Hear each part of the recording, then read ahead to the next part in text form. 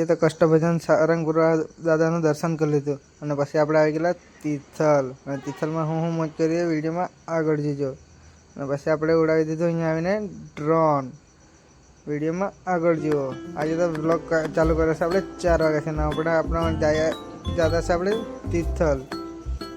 પછી આપણે આવી ગયા તિથલના આપણે એ લોકોને મળી લીધું જો લોકોને. પછી મેં હાથમાં લઈ લીધું ડ્રોન ને હમણાં આપણે ઉડાવતા છે ડ્રોન ને ડ્રોન ઉડાવી દીધું છે. હમણાં જો ને કેટલું ફાટ જાય ને.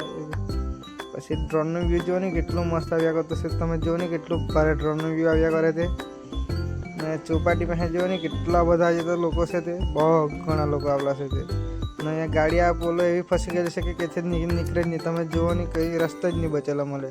પછી અહીંયાનું વ્યૂ તમે જુઓ ને કેટલું મસ્ત બિલ્ડિંગ કેટલી મસ્ત લાગ્યા કરે છે.